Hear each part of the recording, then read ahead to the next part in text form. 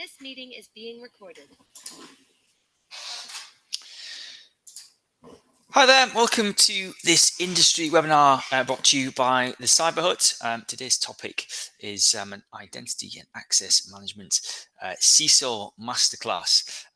Before we dive into the content, a couple of small housekeeping tasks to start with. Clearly, we are on Zoom today. So everybody is centrally muted.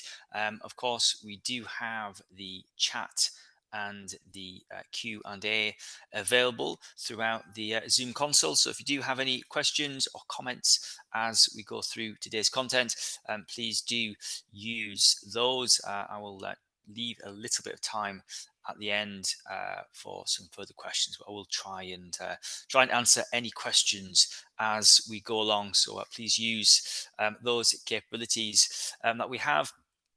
This webinar is being recorded, so you will receive a link after the event to catch up or distribute to friends and family as you so wish. Identity is such a fascinating and now foundational topic that we've had numerous inquiries, requests over the last probably 3 or 4 months around providing a bit of a high-level masterclass to CISOs and to those who are potentially leaders within the security, the information domains, the technical operations domains as well, to get a bit of a high-level view of identity. And that is essentially what today's session is looking to achieve. My name is Simon Moffatt. I'm founder and analyst at the Cyber Hut, and I've been very fortunate to have been in the identity space over 2 decades. Which has been a real privilege, really, to understand and look and observe a lot of the changes that we've all faced within industry, within business, within security and identity as well. And it's really now the last probably 3 or 4 years, I guess, which has really seen identity and access management become much more foundational in how organizations improve business productivity, employee access control, data collaboration and sharing, as well as things like customer engagement, digital transformation, online services, financial processing, transaction processing, and so on. And really been quite lucky to have been able to witness some of those changes over the last 20 years, as I'm sure many of you have done. And since 2021, I've been founder at an organization called the Cyber Hut, which is it's the fourth fastest growing analyst firm on the planet, with a specialist focus within the identity and identity security sectors. We provide a range of enablement and advisory services focused on identity, access management, data security, and all of the relations to identity and access management. And we do that through a range of different services around market inquiry, enablement, training. We have a top running podcast called The Week in Identity. We have an IAM radar service tracking over 70 vendors globally, and we essentially look to enable industry and the market around some of the exciting and more complex topics around identity and identity related technologies. Cyber Hut really, there's 2 unique characteristics really as to how we go about our operations, and I guess one of which is we are niche and we are specialized. We focus on identity and identity related technologies, and we're also looking at all of the emerging technology and all of the emerging trends that are happening in this pretty exciting space.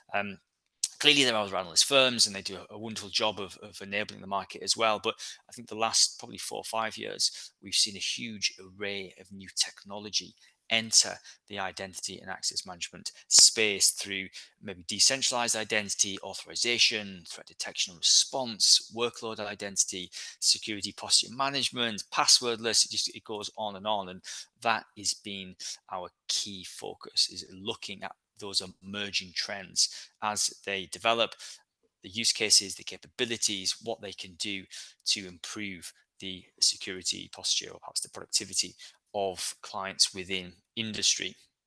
And one of the main tools, if you like, that we use to do that is we have our homegrown tracking system, which we have built in-house, which tracks over 75 different vendors globally.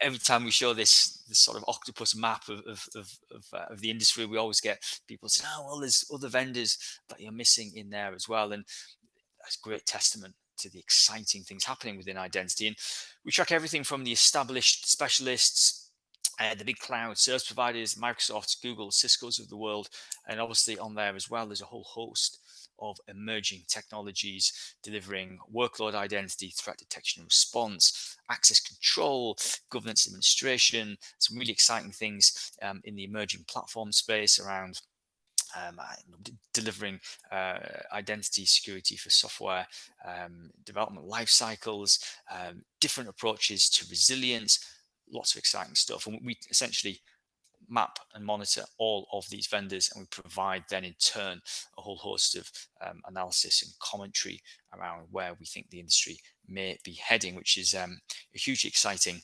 thing to be part of. And a lot of that pops into podcast, worth checking out. The Week in Identity podcast on all of your standard places you find podcasts. We try and deliver this not necessarily weekly, but perhaps maybe once, 2 or 3 times a month. Again, covering all of the exciting vendor news and conferences that exist in there as well.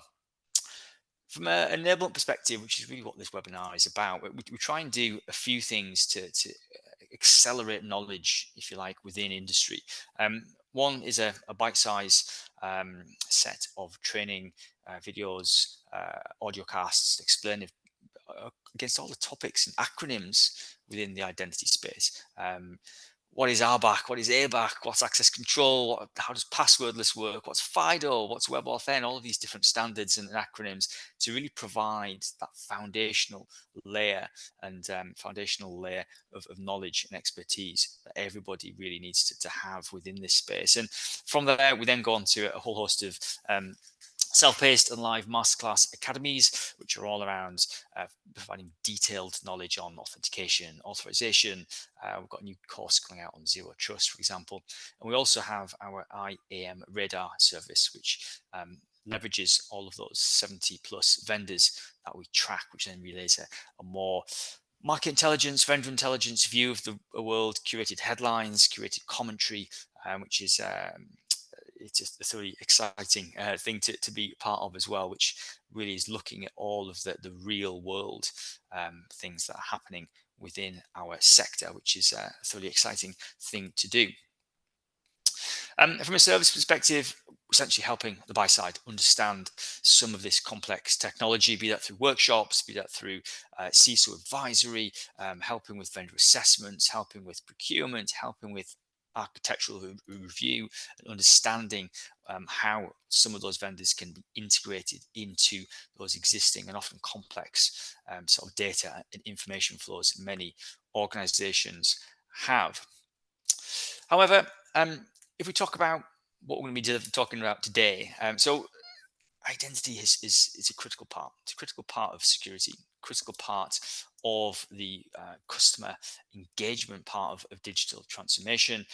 Hugely important part around business productivity, employee productivity, and it's really we're trying to empower leaders from a security and architecture, IT operations background who potentially are maybe new to identity or maybe looking to understand some of the trends and um, some of the nuances around where identity may be heading over the next maybe sort of 2 to 3 years. And I want to start off a little bit scene setting. Scene setting is always interesting. It's always fun. A little bit of backcasting, if you like, as to where identity was last 5, 6, 10 years ago, where we are right now, and clearly where things may be heading to. And that allows us to look at some other areas, future areas around identity and security convergence. What does that look like? What does that mean from an industry perspective? Then look at some emerging trends, technology trends, which are starting now to become pretty proficient within the buy side architectures, things like passwordless, things like workload identity, and others.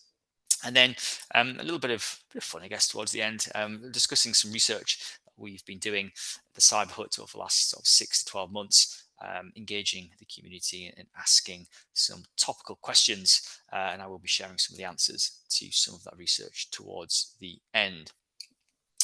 Let me start off by talking about identity from the past, where we are now, where we may be heading to. And if we go back, I guess that's at the start of the millennium, I guess 24 years ago, a couple of decades back, identity was very much physical. So by that, the interactions, I guess from a customer and consumer perspective, were very much, you know, you're interacting with somebody. You go to a shop, you go to a supermarket, you go to a bank. Our workload and workforce identity was often constricted by physical offices. You would go into the office, if those things still exist. We'd have data centers, we'd have servers, we'd have mainframes, very much a physical set of controls. And data was in silos, it wasn't integrated effectively. Issues around visibility from both a security and a sort of threat detection perspective.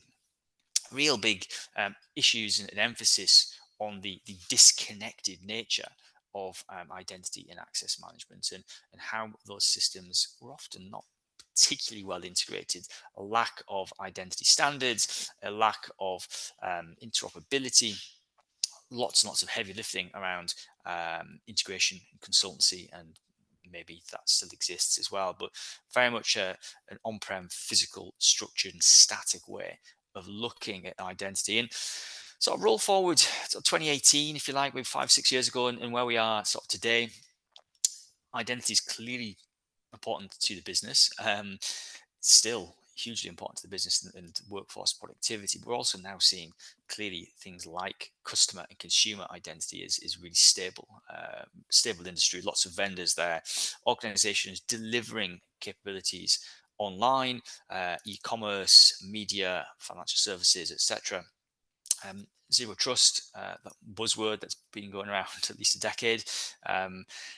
ID-centric security, know your customer, identity proofing, remote working, the Internet of Things, and other variants of that, industrial IoT in there as well. So suddenly we're seeing identity as being foundational to the business and also foundational to that revenue generating customer engagement model as well. So where are we heading to? Where's this stuff going to? I think clearly there are some emerging patterns we're starting to see. I mean, things like the sort of distributed and home working aspect is probably still not stable, but I think what is stable is we need to have identity in a whole host of different locations, on-prem, in the cloud, within SaaS, within the cloud service providers themselves. The range of systems integrating with identity is increasing. The types of identity are also increasing. So not just employees, but what about gig workers? What about partners? What about customers? What about guest services? What about workloads? Workloads are not people.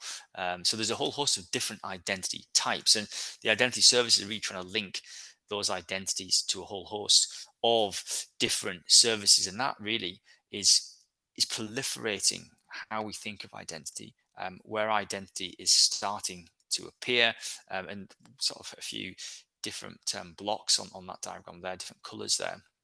And each of those really has very subtly different identity requirements. Even in that people sort of category there, internal versus external, business productivity versus revenue generation, engagement, personalization. And then even within there, you're going to have differences between maybe consumers, customers, and citizens, differences between contractors and permanent members of staff, for example. So we're starting to see very subtle requirements, very subtly different use cases around identity. Then we have this crazy stuff on the right hand side, machines.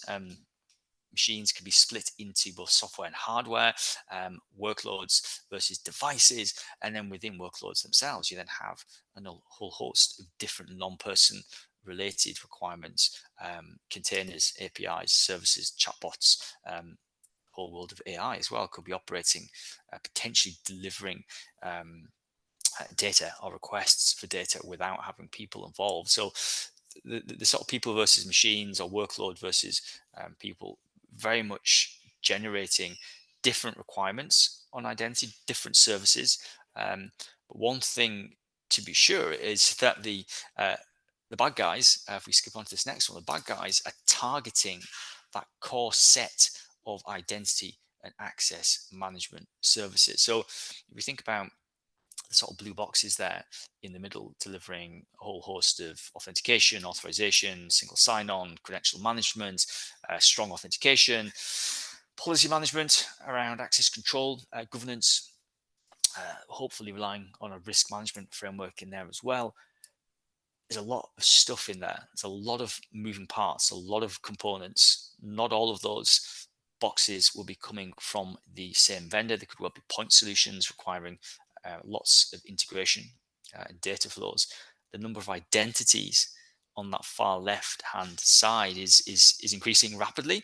The number of assets that those identities want to access have increased pretty spectacularly as well. So we have these spaghetti like tentacles going through our identity infrastructure, and the bad guys know to target that stuff. Why target one individual and break their password if actually you can maybe target the session management system or maybe the directory, and hijack the sessions of maybe 50 or 100 users, for example. So it's very much the importance of identity is increasing, but equally the adversaries realize that the targeting of that infrastructure can reap some significant rewards, which I think in turn has then is driving the need for some different types of identity related technologies, which I think is that's exciting itself. But equally, that brings together different requirements around where those identity technologies sit. How do you measure success? How do you integrate? How does this relate to the broader cyber security domain as well? So the importance of identity is increasing, but equally so is that value. And the bad guys, if you like, know that, and they're increasing their targets against that core set of services. From a business perspective, though, identity is it's becoming critical. No need to emphasize that too much, but how do you measure success? What does identity success look like? The number of authentications, the number of systems integrated, the number of threats that have been thwarted.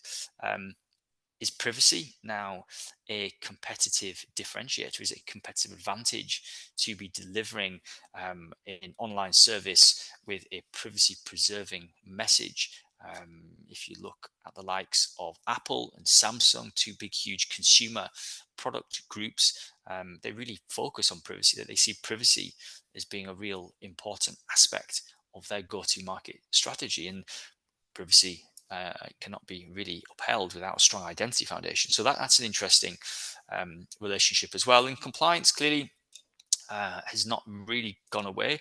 Financial services, regulated industries within their insurance, retail banking, credit card services, healthcare, they've all got a very, very strong set of regulations to adhere to.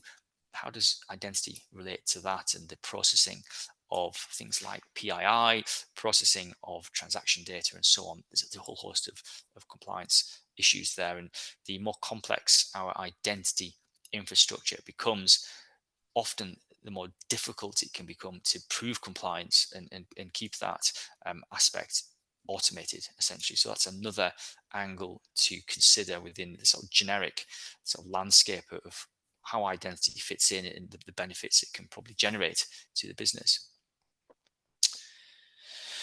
One thing I want to amplify as well a little bit is this convergence.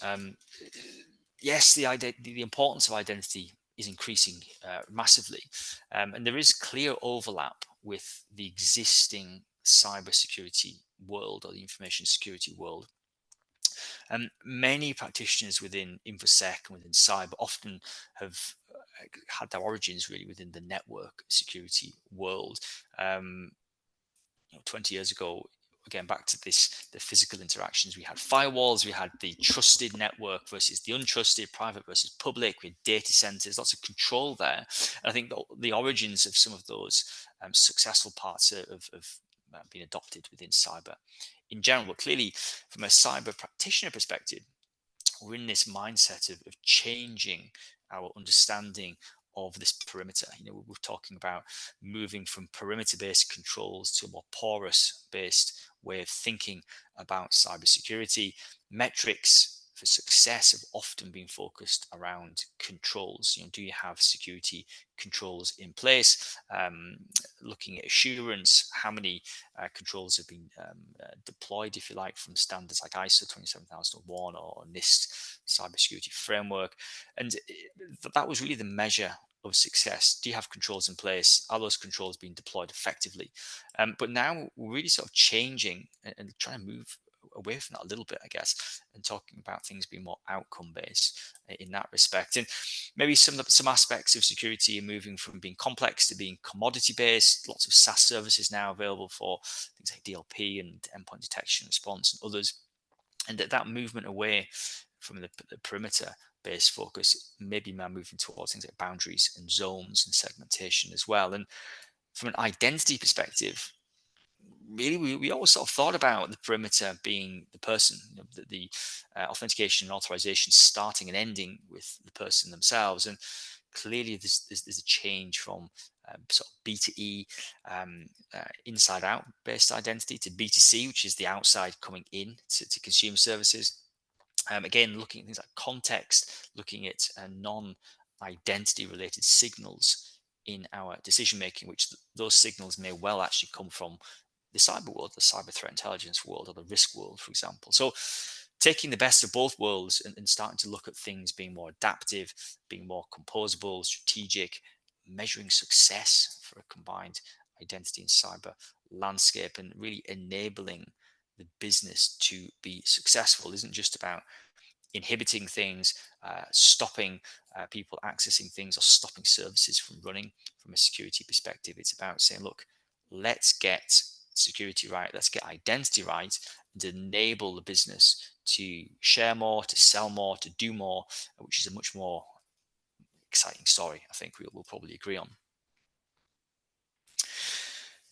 To that end, one thing we've been focusing on the last sort of 3 or 4 months is that convergence of identity and cyber. Zero trust, again, the buzzword that's been around for about 15 years in lots of respects. Organizations still struggling to get there. And a huge part of any zero trust architecture is having strong foundational identity and access management components. Continuous authentication, principle of least privilege, zero standing permissions, being contextual, being adaptive, looking at process automation, policy-based access control, and so on. And that really, it's becoming now quite a foundational part to how zero trust can be successful. And again, that's something we've been working on. I think there's huge benefits to organizations really being on that identity for zero trust journey and understanding where they are, understanding where they can get to from an identity perspective, and making sure identity is empowering all of those zero trust style use cases, and all those zero trust requirements. They do need identity at its core, which for many organizations will probably mean a reorganization or a redesign of some of those core identity and access management capabilities. That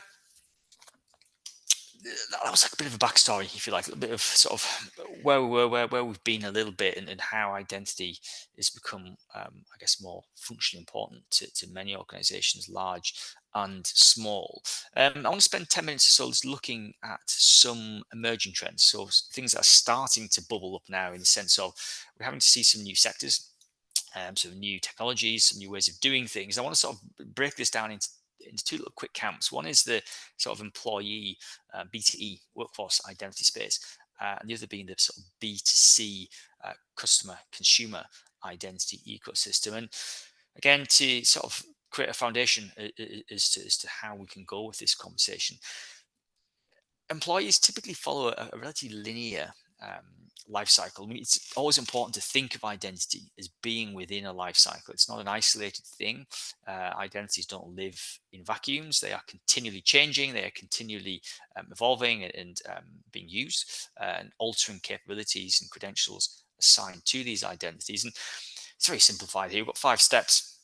There's probably about another 4 or 5 sort of sub-steps within here, but it's important to recognize we have this onboarding process, we have credential issuance, the usage, general lifecycle events, the changing of those events, and what does this really mean to how we manage this lifecycle and some of the sub parts within it. And the other lifecycle I want to amplify is that of customers. The irony in this one, it's simplified, it's complex.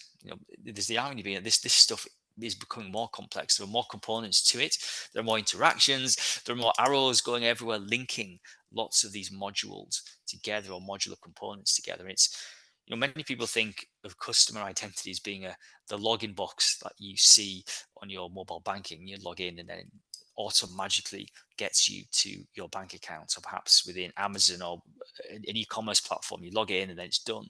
But under the hood, there's a lot of stuff going on: data management, profile management, consent management, authorization, access control, threat intelligence, fraud. So there's a hell of a lot of stuff happening within here, which again is why we're starting to see more vendors, more solution providers, more sectors emerge and develop, and how they bolt into this broader ecosystem of identity lifecycle and information lifecycle handling. And sort of 3 areas I want to amplify, which really help support both of those life cycles: passwordless authentication, workload identity, and identity threat detection and response. And passwordless authentication is something we've been trying to get to for probably about 30 years. Honestly, we've since the dawn of commercial computing, we've desperately been trying to rid ourselves of IDs, passwords, pins, shared secrets, and other things, and removing this reliance on something which is essentially bad for the user experience, and also it's pretty good for the bad guys, because they're invariably very easy to brute force if they're not stored correctly. End users share passwords to others. They don't particularly pick complicated passwords. They often reuse passwords across different sites. So there's a driver to improve experience and security simultaneously. And the passwordless route really is a means to try and get us there and help organizations move away from passwords, absolutely, but also help them consolidate those existing multi-factor authentication solutions, because many organizations typically have multiple types, one-time passwords via SMS, via email, maybe dongles in there as well. Maybe some sort of biometrics, maybe proprietary, maybe standards based.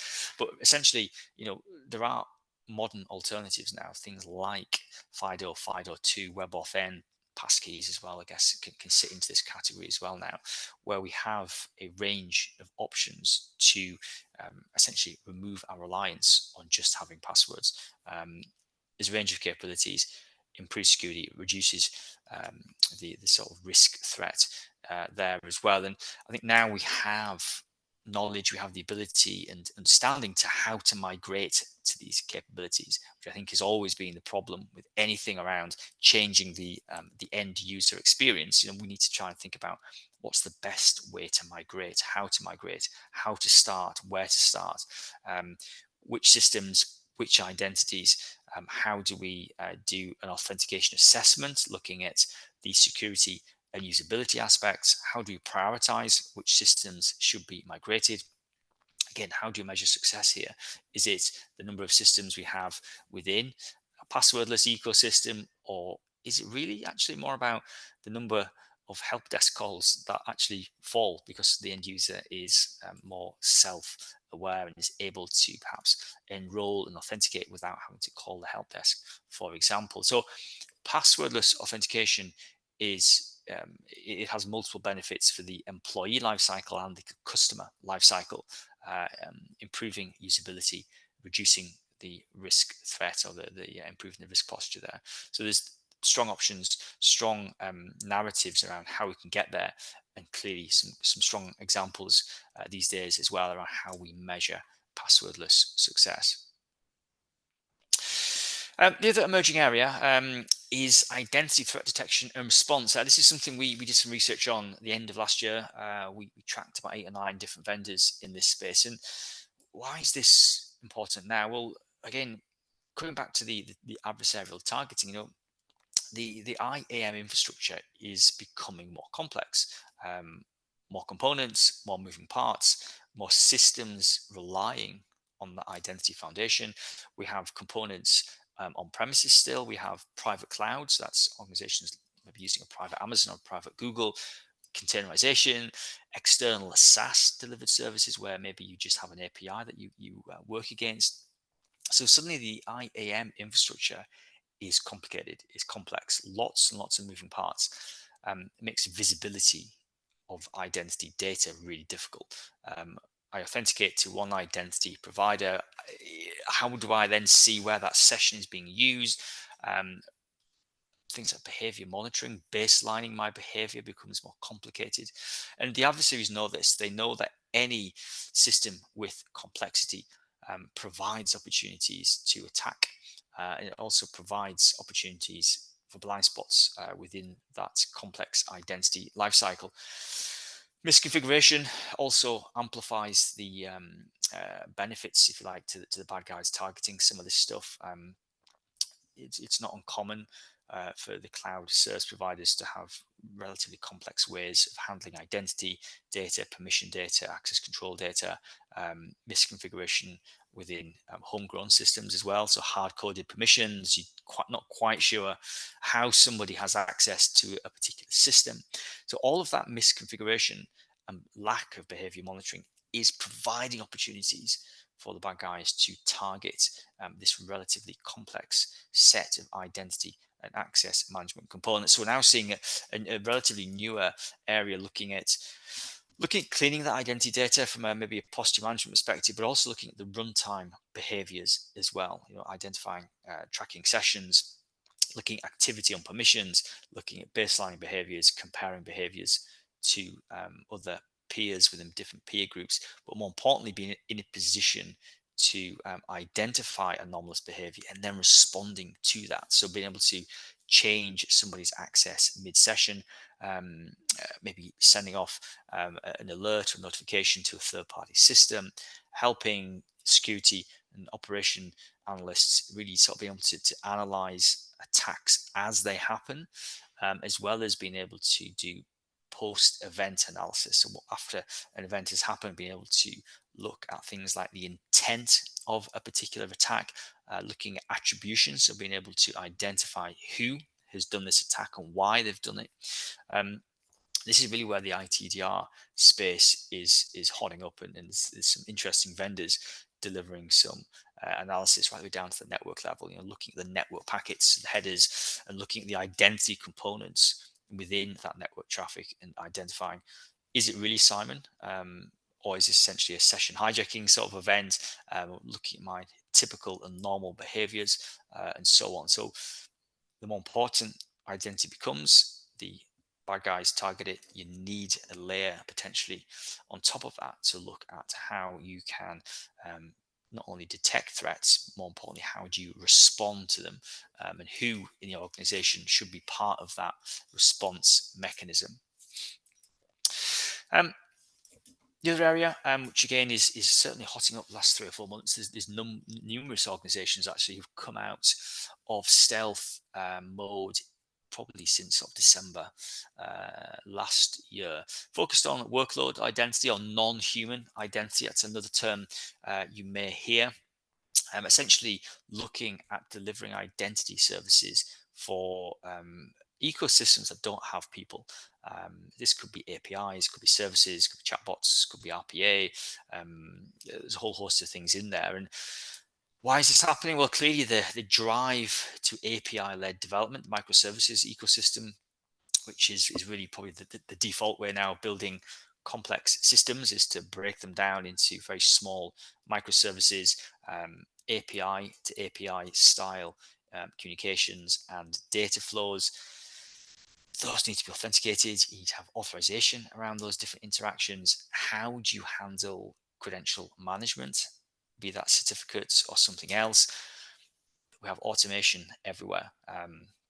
Process automation, AI-led automation, all of that stuff is essentially amplifying information flows, and those information flows rarely have people within them. It may originate from an end user, maybe a customer making a purchase on a website, but the underlying delivery of that transaction or the information within those transactions is essentially automated. So again, how do you look at things like authenticity, credential management, and behavior monitoring when there aren't people involved? It's quite difficult to do a step-up authentication, perhaps with an API.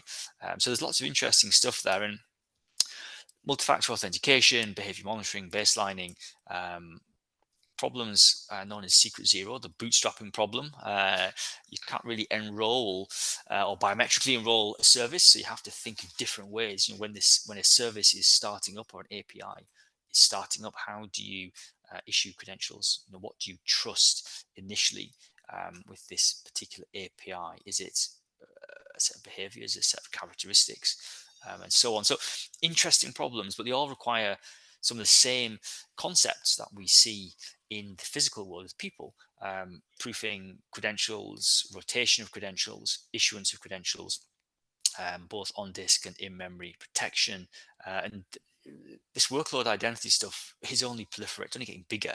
The more we automate and the more we have service to service level interactions, we need to have a strong workload identity piece. And again, this is something we've been following in detail the last probably 4 or 5 months. I'm doing numerous briefings with sort of 7 or 8 different vendors in this space. I'm going to be releasing some research in Q2 looking at capabilities and how this sector is emerging, but very, very interesting. And again, it throws up some pretty complex challenges around sort of monitoring credential lifecycle management. What do those credentials look like? Will that be cryptographic? Will it be certificate based, and others? So some interesting problems emerging. And again, the larger organizations move to automation, move to API-led interactions. It's not just about doing that within your own sort of boundary, if you like, inside your own organization, but it's also going to be across that broader supply chain as well. Data collaboration, joint ventures, business partnerships, federated boundaries. How do you open up and deliver APIs and services across that much broader ecosystem, which is it's a very interesting space.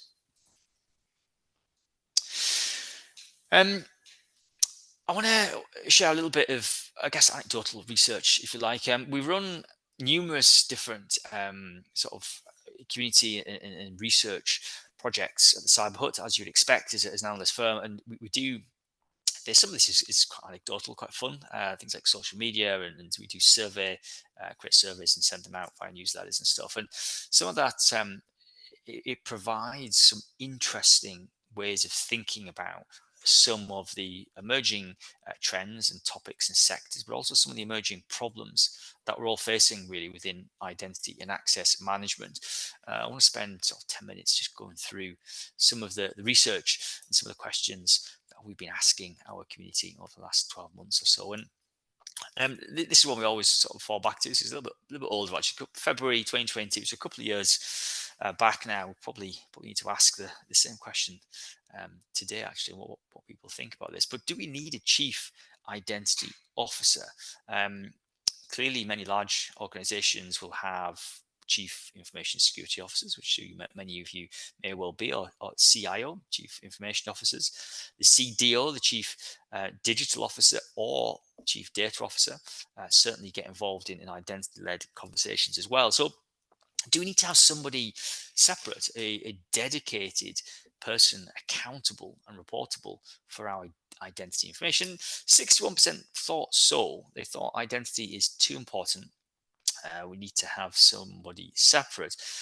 Some of the comments are interesting. A lot of this, I think, altered the response based on if you're thinking about customer identity versus employee identity. I think if you were thinking of customer identity, yes, maybe you need to have somebody separate who is looking at personalization, looking at engagement, looking at fraud, looking at all the things which deliver those external customer identity style use cases. So it's interesting how that sits, and maybe things have changed in the last couple of years, around people's perceptions of having something different. Comment there, I don't think it's required in the majority of organizations.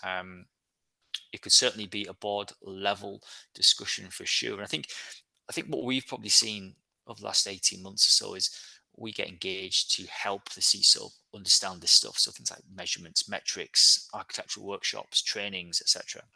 So it's empowering the CISO or the C-level who's looking after security to have more of an awareness around identity and access management. Some of the emerging trends, maybe metrics, maybe looking at architectural patterns. But I think what's interesting is identity is very much a C-level conversation, where perhaps maybe 5 or 6 years ago, it was very much, it's an operational thing, it's focused on employees, forget about it. Whereas now, because it has such a high impact, it's within that higher level talk track, and the CISO or the C level, they need to have empowerment around what it is, how do we measure it, how do we improve it. Maybe we don't need another person in that discussion, a new chief identity role, but I think certainly the CISO needs to have more, maybe more tools at their disposal. Another quick one, how to kill the password, that easy chestnut. A couple of questions on this one. The first one was, where's the biggest uptake? Is it going to be staff, or is it going to be customers? The customers just edged this one out, probably around the sort of frictionless shopping cart abandonment style conversation. So you don't necessarily want to have passwords, logging in via mobile device, trying to enter a complex password there. And what's been one of the biggest barriers, on the right hand side, this was about lack of coverage, lack of integration. So being able to deliver passwordless across a range of systems is very, very important.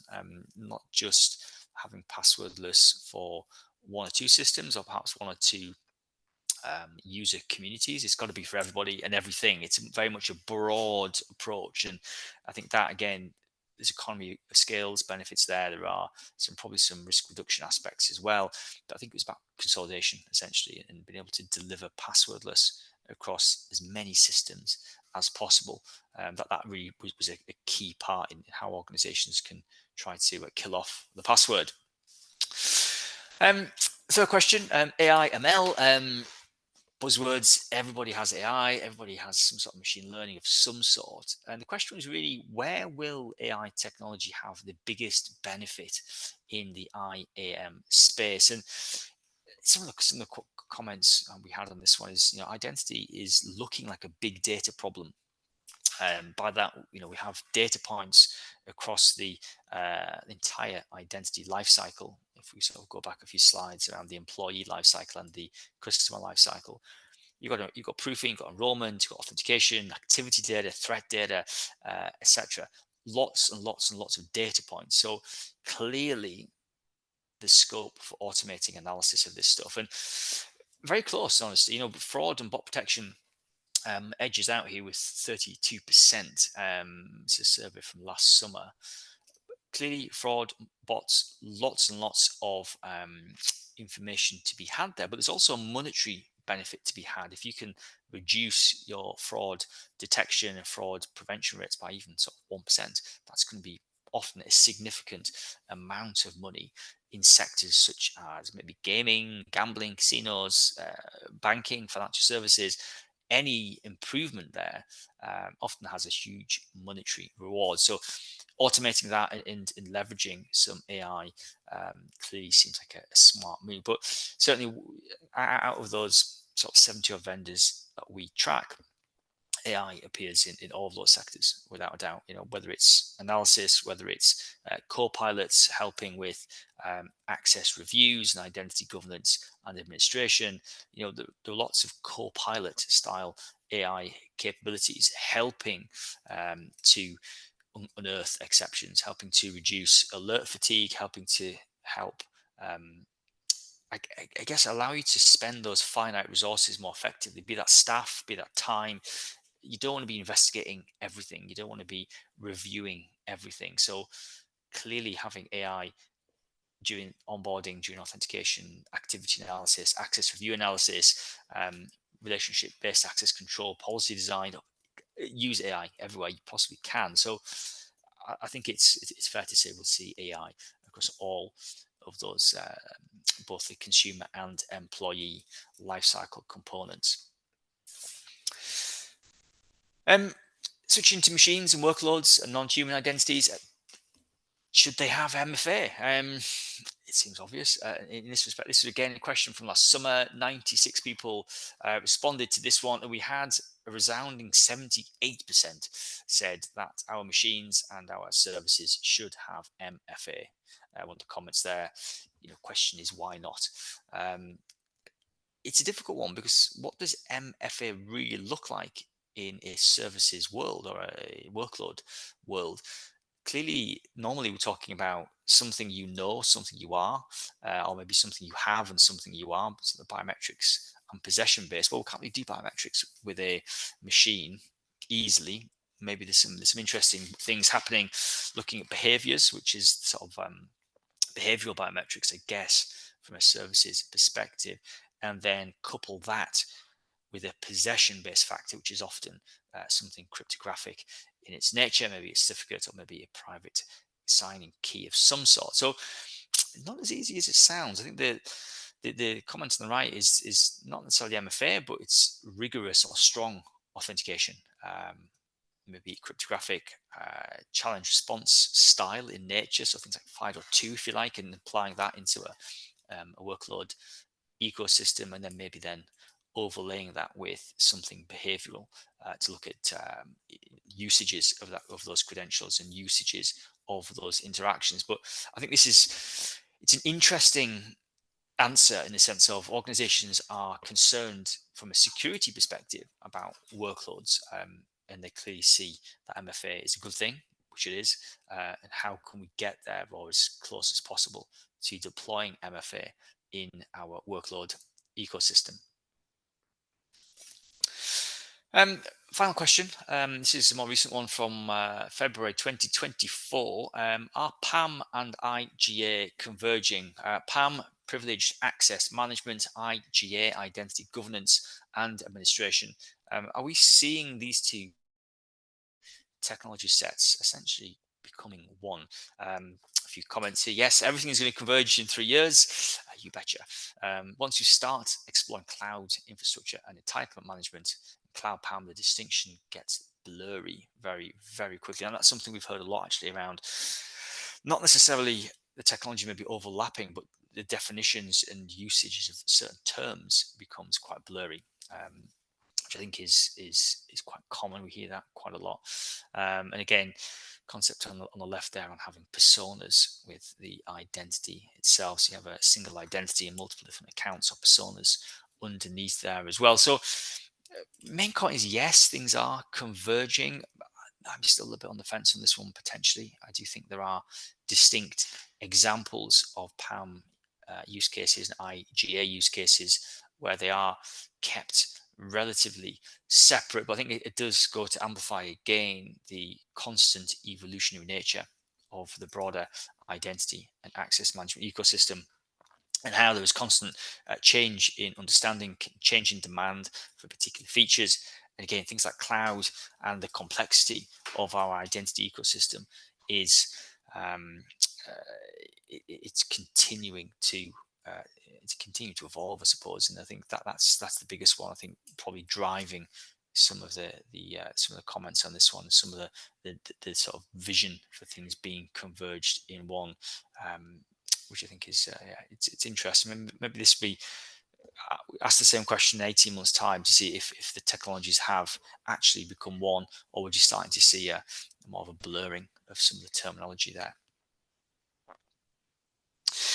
That brings us to the end, essentially, of the content so far. Really, that was to hopefully give a bit of a high-level view of some of the sort of key challenges, key trends, some of the key components, if you like, in a modern identity and access ecosystem. If there are any quick questions, now is the time to put them into the chat.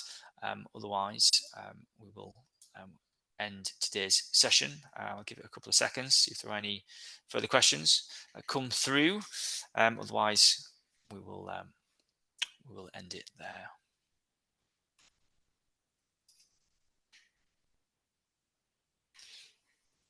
No, I will let you go back to your days.